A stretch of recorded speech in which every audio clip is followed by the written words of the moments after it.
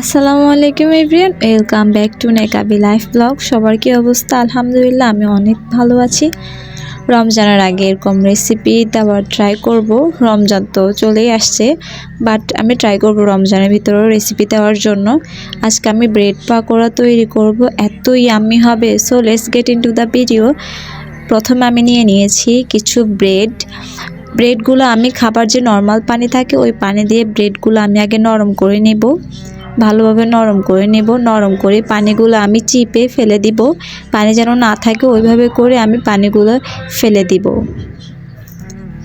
এরপর প্রথম আমি দুটো করলাম, তারপরে বাকিগুলো আমি আস্তে আস্তে এরকম করে নিব। এরপর আমি একটা বল নিলাম, বলের মধ্যে আমি ব্রেডগুলো রাখলাম। এরপর নিয়ে নিচ্ছি আমি কর্নফ্লাওয়ার এক কাপ পরিমাণ মতো নিয়েছি।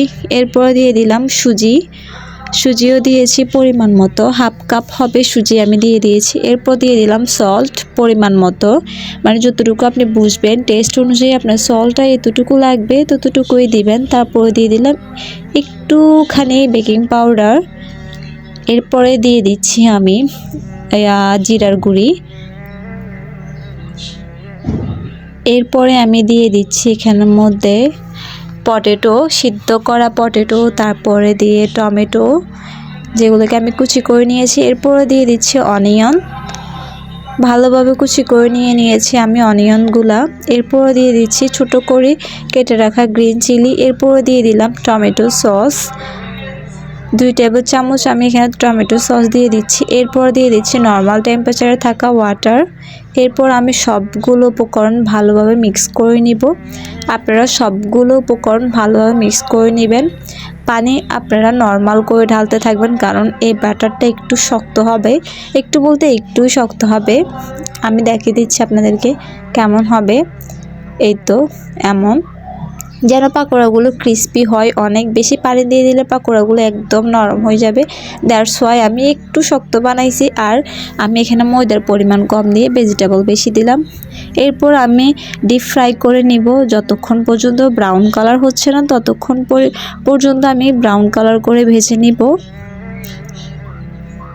এরপরে যখন এক পিঠ হয়ে যাবে, এরপর আরেকটা পিঠ আমি উল্টে দিব এভাবে।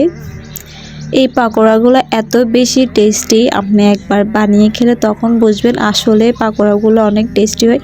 মাঝে মাঝে বাসায় পাউরুটি আনলে খাওয়া হয় না তেমন, তখন আপনাদের এরকম পাকোড়া করে খেতে পারেন, কিন্তু অনেক বেশি ইয়াম্মি হয়, অনেক বেশি ক্রিস্পি হয়। টমেটো সস দিয়ে যখন খাবেন তখন বুঝবেন আসলে পাকোড়াগুলো অনেক বেশি মজা হয়। আর এটা হচ্ছে একটা ইউনিক টাইপের রেসিপি।